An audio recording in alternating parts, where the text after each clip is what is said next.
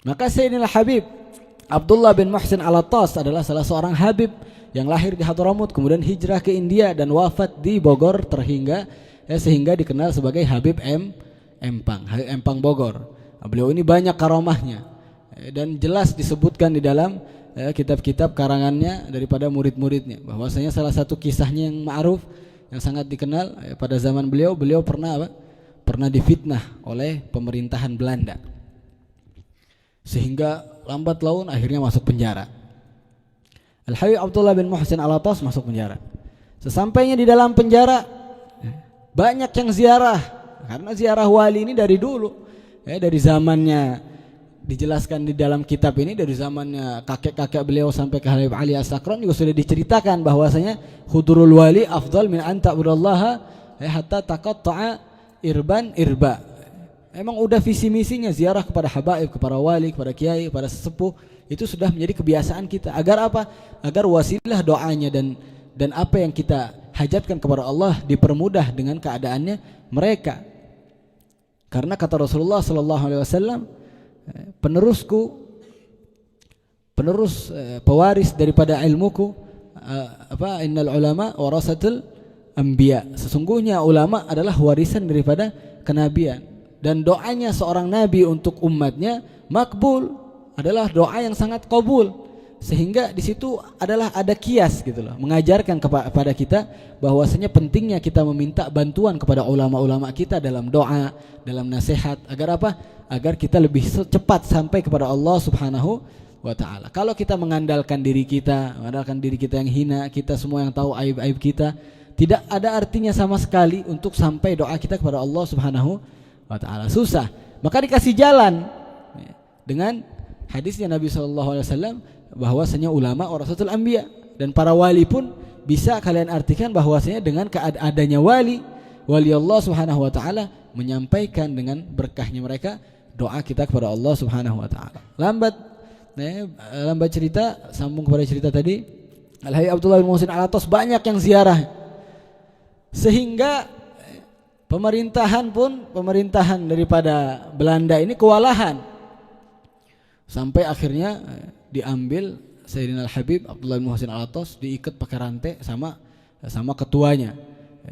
Akhirnya sebelum kejadian itu ketuanya dipinta oleh segerombolan orang yang memang penjaga di situ untuk membebaskan Habib Abdullah bin Muhsin Al-Attas. Ya kenapa? Karena Habib Empang ini diziarahin terus, akhirnya penjaranya jadi majelis taklim. Sumpak dia. Di penjaranya bukannya jadi apa, malah jadi pendakwah. Susah. Dipenjarain salah, enggak dipenjarain lebih salah. Bingung. Akhirnya bebasin aja. Pas dibebasin kata Habib Abdullah bin Muhsin Al-Attas, saya enggak mau bebas, saya betah di sini. Makin sumpak penjaganya tadi. Ketuanya pun makin sumpak. Akhirnya apa? Akhirnya diikat badannya Habib Abdullah bin Muhsin Al-Attas dengan rantai yang sangat seram. Tahu sendiri orang Belanda kalau nyiksa. Tapi subhanallahnya, semua ikatan rantai tersebut nggak ada yang bisa mengikat Sayyidina Al-Habib Abdullah bin Muhsin Al-Attas. Nggak ada yang bisa. Diikat pun pakai apa? Pakai kunci, kelepas lagi. Akhirnya bingung. Akhirnya udah dilepasin Habib Abdullah bin Muhsin Al-Attas. Yang namanya kualat sama habaib yang wali, sehingga menyebabkan penyakit virus, sehingga membuat pusing kepala, mual-mual, sakit. Akhirnya semua penjaga sama ketuanya sakit. Minta dokter, datengin dokter segala macam, nggak ada yang mampu menyembuhkan penyakit mereka. Sehingga akhirnya mau nggak mau mereka mendatangi siapa?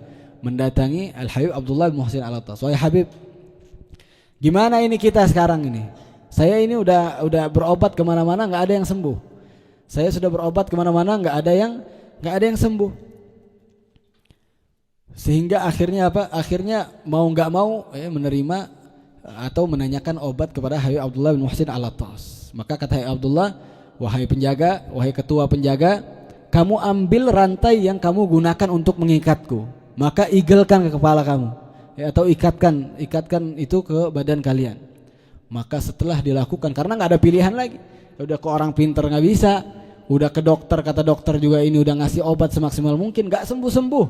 Akhirnya apa? Akhirnya langsung diikatkan tadi rantainya itu yang bekas daripada tubuh mulia Al-Habib Abdullah bin Muhsin Al-Attas, maka seketika sembuh.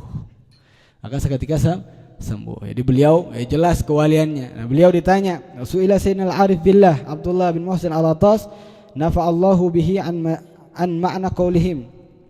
Apa yang dimaksud daripada perkataan wuqufuka baina yaday wali hayyin aw mayyitin khairun min an taqatta'a fil ibadati irban irba. Faqala radhiyallahu an, hadzal fadlu la yahsulu illa in waqafa baina yaday al-wali wa huwa ya'lamu annahu wali.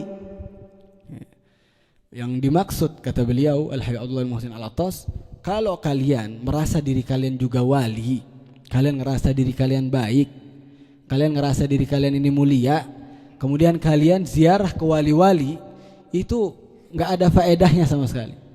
Ya, ketika kita ingin berziarah kepada wali, kita berziarah kepada orang saleh, kita berziarah kepada makbarah wali, berziarah ke makam-makamnya para wali, ketika kita merasa diri kita baik, itu sama sekali memudhafat, enggak ada artinya sama sekali. Kata Habib Abdullah bin Muhsin Al-Atas, bersihkan dulu hati kita, jangan ngerasa diri kita juga wali. Ya, ziarah dengan keadaan diri kita memang hina, meminta bantuan kepada para orang yang saleh, yang mana memang mereka punya ittisal kepada Allah Subhanahu wa taala dengan ittisal yang baik.